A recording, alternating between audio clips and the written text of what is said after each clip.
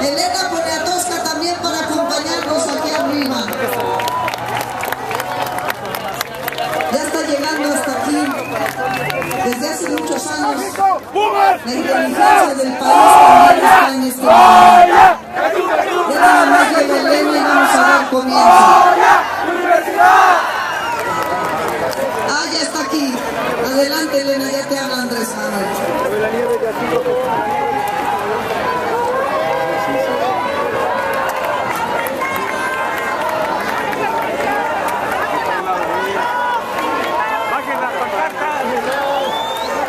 ¡Abajo las pancartas! Peña no ganó, el narco lo ayudó. Peña no ganó, el narco lo ayudó. Peña no ganó, el narco lo ayudó. Bien, compañeras, compañeros, como siempre les pido, por un ratito bajen sus carteles, que todo el mundo pueda escuchar con atención. Estamos aquí porque hoy es un día de luto nacional. Estamos aquí porque estamos seguros de que vamos a sacar a México de esta oscuridad.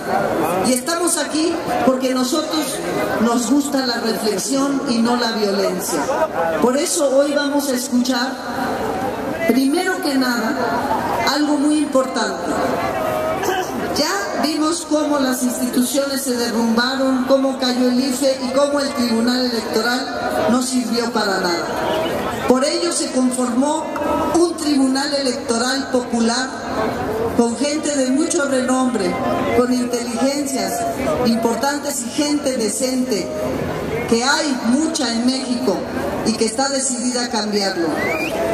En este momento, en la voz del compañero Jesús González Schmal, vamos a escuchar cuál fue el fallo de este Tribunal Electoral Popular. Adelante, compañero, por favor.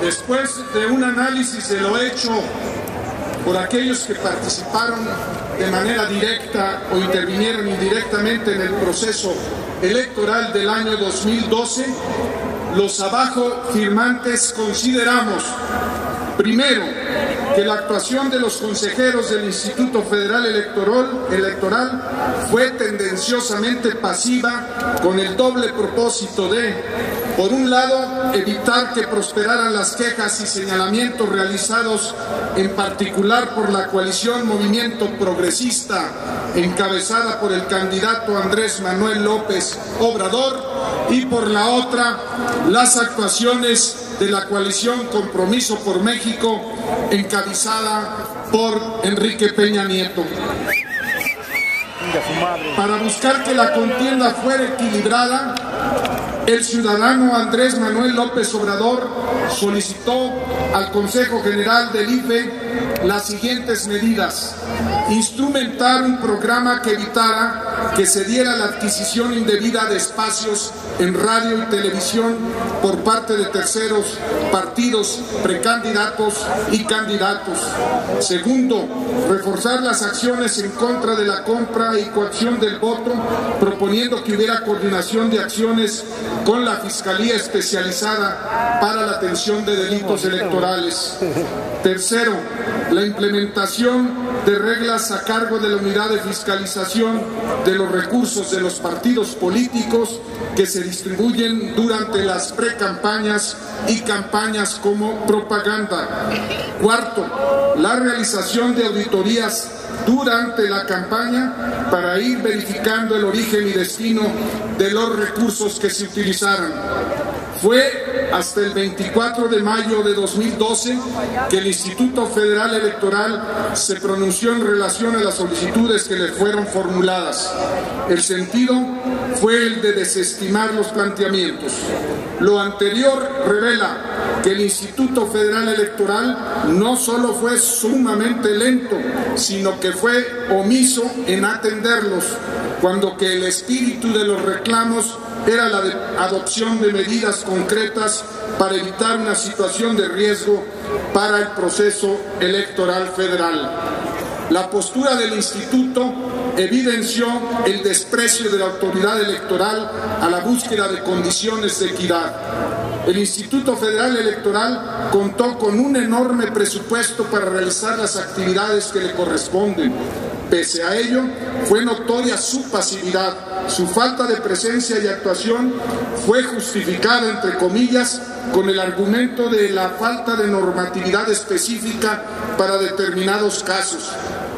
El Instituto Federal Electoral pasó por alto dolosamente el principio general de derecho, consistente en que no puede dejarse de actuar argumentando oscuridad o laguna de la ley, así como el incumplimiento de resoluciones reiteradas del Poder Judicial Federal, en el sentido de que, frente a los hechos notorios, existe obviedad probatoria. El Instituto debió actuar, aunque la ley ordinaria no previera expresamente el caso particular que se requería atender, porque por encima de la norma ordinaria están los principios constitucionales que son la ley de las leyes.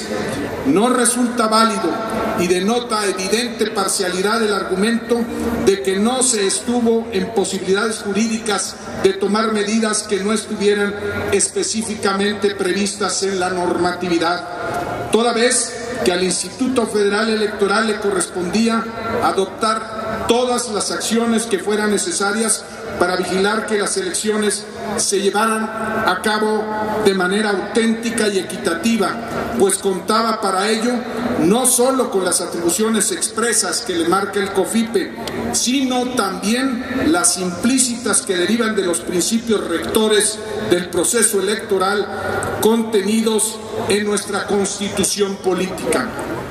Por consiguiente, señalamos la siguiente conclusión: no había pretexto para no tomar medidas y adoptar las acciones necesarias para realmente salvaguardar el equilibrio y la autenticidad del proceso electoral. Con su actuación, o más bien con la falta de ella, el Instituto Federal Electoral incidió en el desarrollo normal del proceso y por ende afectó su resultado. Segundo, que la actuación de los magistrados integrantes de la Sala Superior del Tribunal Electoral del Poder Judicial de la Federación, antes y después del día de las elecciones del año 2012, fue lapidatoria para los principios constitucionales rectores del proceso electoral. Con el mismo argumento de que si el texto de la ley ordinaria no lo prevé, nada se puede hacer, los magistrados del Tribunal Electoral apedrearon al espíritu, a la razón de ser, al fin mismo de la ley electoral. Como simples escribanos, como guardacódigos, como fariseos, resolvieron la cuestión más importante para la democracia de nuestro país. Sus argumentos grotescamente simplistas pueden resumirse así: el proceso electoral no es inválido, no porque no lo sea, sino porque no me trajiste las pruebas materiales de las trampas que los hechos, por todos conocidos, indicaban.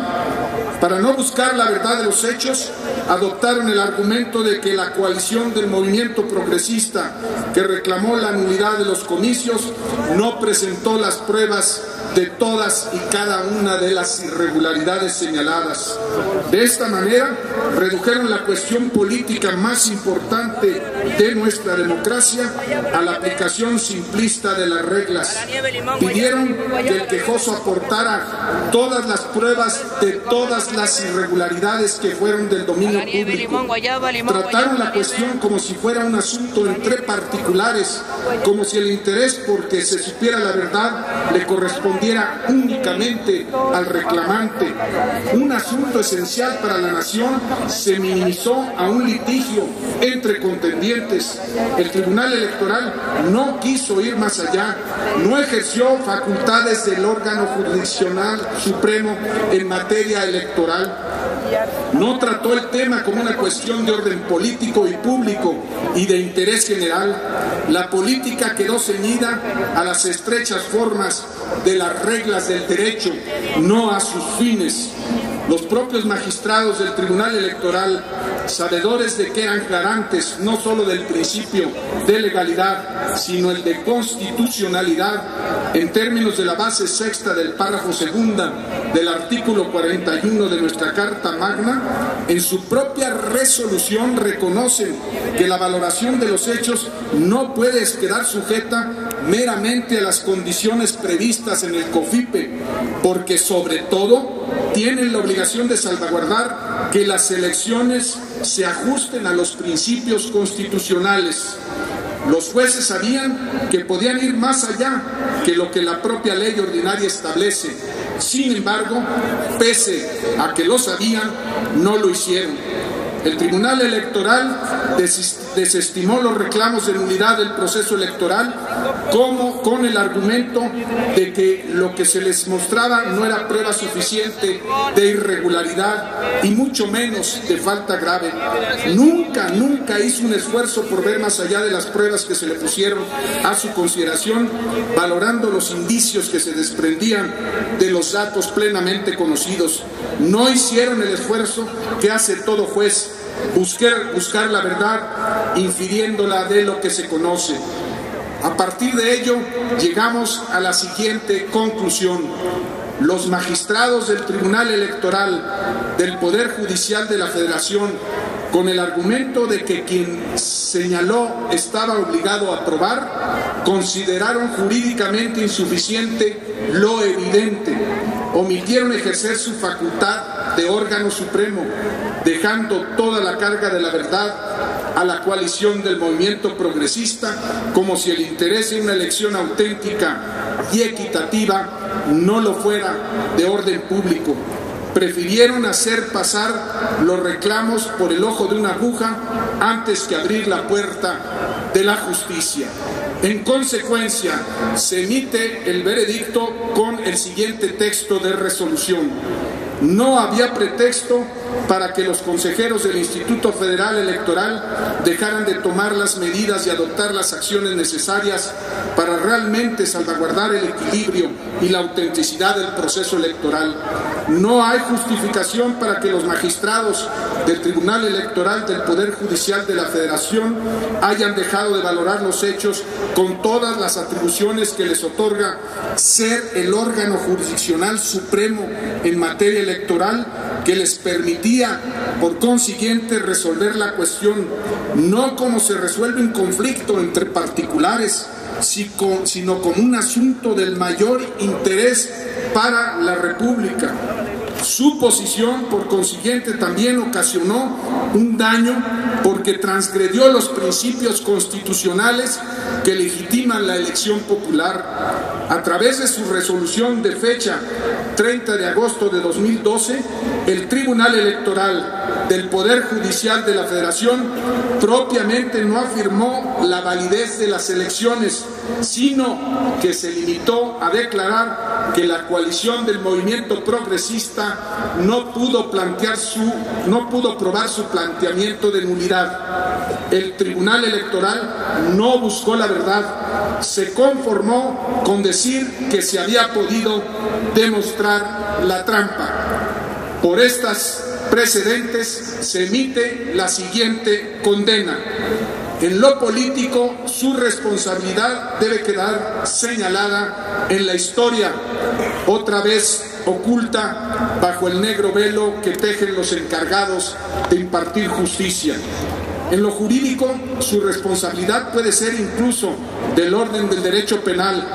Los consejeros electorales del Instituto Federal Electoral y los magistrados del Tribunal Federal Electoral son sujetos de juicio político ante la Cámara de Diputados en los términos del artículo 110 de la Constitución Política y de los correspondientes de la Ley Federal de Responsabilidades.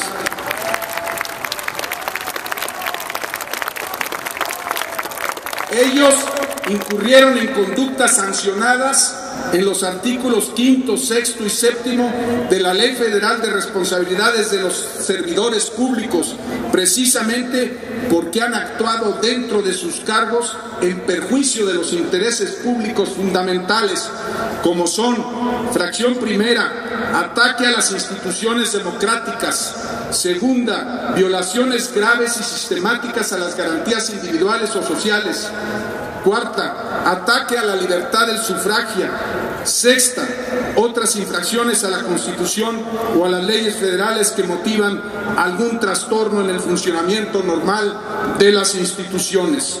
Por tal motivo, exhortamos a los legisladores, miembros del Congreso de la Unión, a que promuevan ante la Cámara de Diputados las acusaciones contra dichos sujetos por las conductas señaladas, para que turne esta denuncia a las comisiones instructoras a fin de incoar el juicio respectivo, oyendo en defensa a los inculpados y constituyéndose como órgano de acusación para determinar las responsabilidades y las sanciones correspondientes mediante el procedimiento previsto en la ley de la materia, que culminará ante la Cámara de Senadores en su carácter de jurado de sentencia. En defecto de la atención de este exhorto a los representantes populares ante el Congreso de la Unión, los ciudadanos, por nuestra propia iniciativa, iniciando el derecho que nos otorga el artículo 9º de la Ley Federal de Responsabilidades de los Servidores Públicos, deberemos formular por escrito ante la Cámara de Diputados la denuncia respectiva para ser substanciada en dicho órgano legislativo. Por lo que hace a las responsabilidades penales, y en específico en lo prescrito en el artículo 225 del Código Penal Federal, fracciones séptima y octava, por actos u omisiones que produzcan un daño o concedan una ventaja indebida o retarden o entorpezcan maliciosamente o por negligencia la administración de justicia. La propia Cámara de Diputados deberá abrir juicio de procedibilidad una vez que el Ministerio Público haya determinado el ejercicio de la acción penal, con el propósito de que, una vez desprovistos estos sujetos de su impunidad, sean sometidos a los órganos jurisdiccionales competentes en orden a ser sentenciados y purgar la pena que se les imponga. ¡Sí se puede! Desde este momento damos vista con este pronunciamiento condenatorio a la Procuraduría General de la República para que, en ejercicio de su función de representación social, asuma como denuncia de hechos los consignados en este Tribunal Electoral Popular, y con el acervo probatorio existente en las instancias ante el Instituto Federal Electoral y el Tribunal Federal Electoral del Poder Judicial al que se ha hecho referencia, abra de inmediato la averiguación previa y proceda conforme a sus facultades en la procuración de justicia y en la defensa de la vigencia plena del derecho y el orden constitucional. Juraron los consejeros y magistrados guardar y hacer guardar la Constitución, y no lo hicieron. La nación os lo demanda.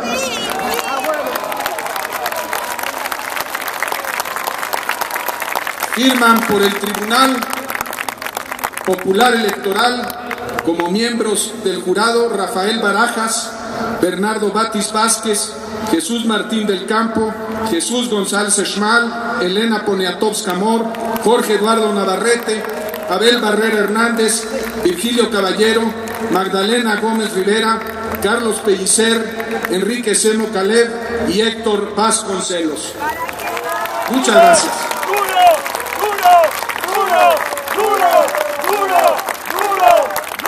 ¡Fuera Peña! ¡Fuera Peña! ¡Fuera Peña! ¡Fuera Peña! ¡Fuera Peña!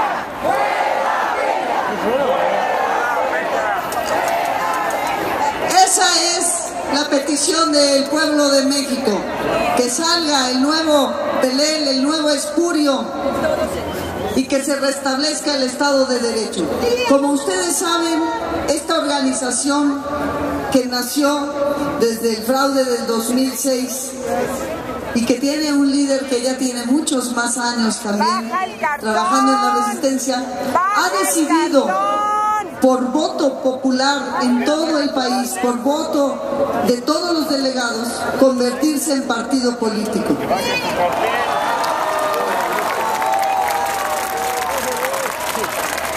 Morena entonces tendrá que ser la organización del pueblo. Es por ello que vamos a escuchar a continuación, para comenzar esta segunda parte, que es las palabras del presidente de Morena del Distrito Federal, Eduardo Cervantes.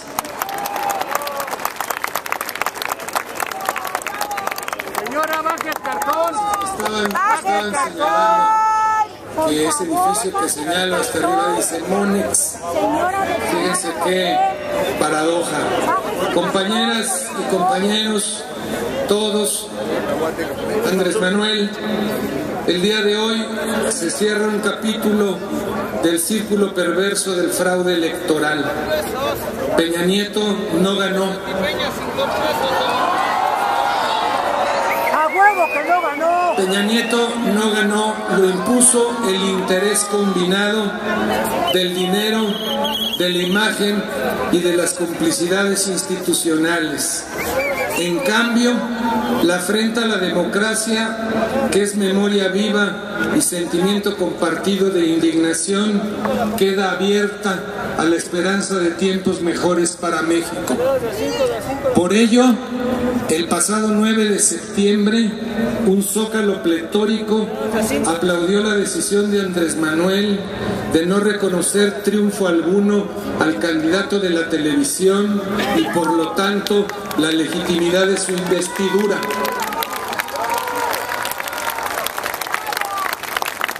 Decisión que hoy ratificamos con la realización de 32 asambleas simultáneas en la capital de cada entidad federativa. Vivimos en el gatopardismo. En apenas un cuarto de siglo, la derecha se ha quedado 3 veces a la mala con la presidencia de la República, con el propósito de mantener un proyecto al servicio del pequeño grupo de potentados que, en complicidad con la clase política, ha llevado a México a la decadencia y el desastre que nos agobian. Con Peña Nieto, servicial por vocación y por convicción, esa oligarquía apunta a la continuidad de las mismas políticas públicas depredadoras de los bienes nacionales, empobrecedoras de la inmensa mayoría de los mexicanos y entreguistas al gran capital, así las llamen reformas estructurales.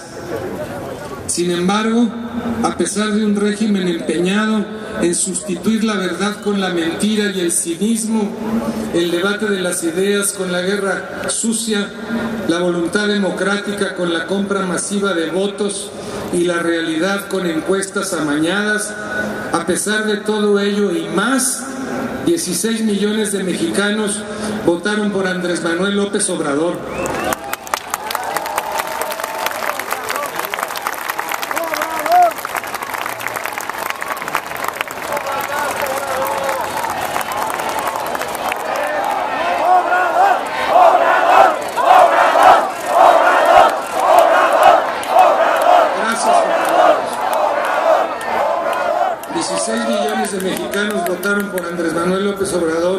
Confiados en su palabra y conscientes de la necesidad de un cambio verdadero en nuestro país.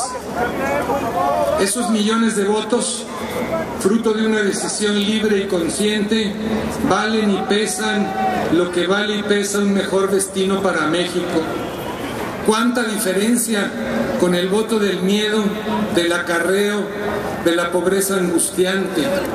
¿Cuánta distancia entre la convicción y la calidad moral que nosotros representamos y el desprecio al pueblo, la desfachatez y los privilegios que ellos representan?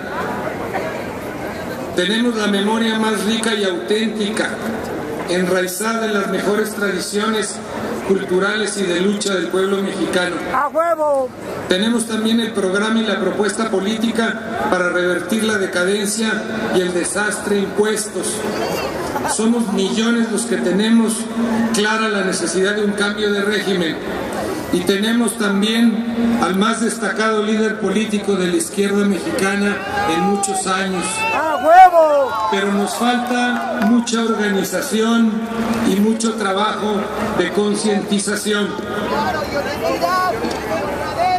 En la actual correlación de fuerzas, la derecha se impone. Lo cierto es que no tenemos la capacidad para detener los fraudes electorales, ni las políticas públicas de pillaje y corrupción, ni los agravios cotidianos del poder a la dignidad del pueblo, ni las toneladas de basura televisiva. Por ello, la organización de nuestro movimiento es crucial. Es la tarea básica que tenemos en el horizonte inmediato. No obstante, es una tarea compleja y difícil, ya que enfrenta obstáculos de muy diversa índole. Además de que requiere convicción, perseverancia, disciplina, tiempo, actitud incluyente y unitaria, atributos que no es fácil conjuntar. Empero, es el desafío al que estamos convocados: formar los comités de Morena en colonias, barrios, pueblos y unidades habitacionales, en centros de trabajo y de estudio, entre colectivos de derechos humanos, defensa del medio ambiente y de la diversidad sexual. Y deben ser comités con vida orgánica, es decir, activos, estables, creativos, motivadores, en crecimiento constante. Y críticos también. Ahora estamos en el camino hacia el partido político. Es paradójico que con tanto descrédito de los partidos, más del 85% de los congresistas en todo el país haya optado por esta vía. Quiero creer que la razón de ello radica en la convicción de que Morena será distinto a los partidos tradicionales.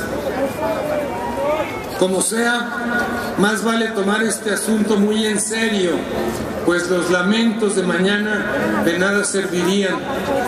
De entrada, la meta de Morena, su razón de ser, es transformar la vida pública de México, no servir de trampolín a las candidaturas y los cargos, alimento preferido de muchos intereses personales y de grupo. Por otra parte, necesitamos cimentar nuestro movimiento en la moral y en la ética, única garantía contra los extravíos y las traiciones, equivalente siempre al abandono del proyecto, los principios y las convicciones.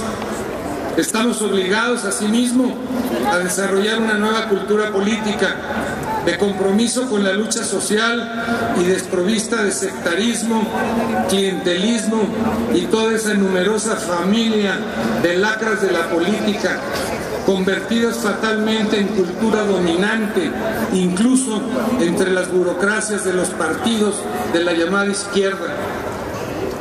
Requerimos también de una organización de base informada, consciente y participativa, antídoto insustituible contra la discrecionalidad burocrática y los abusos de poder, y ruta indispensable para la democracia interna de Morena.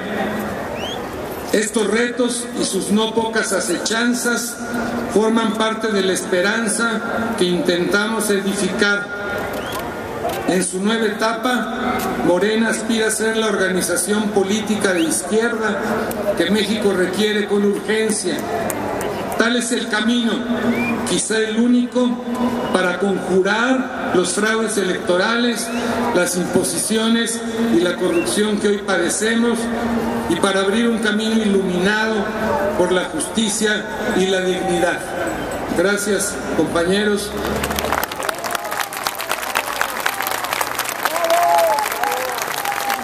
¡Viva Andrés Manuel López Obrador! ¡Viva Morena!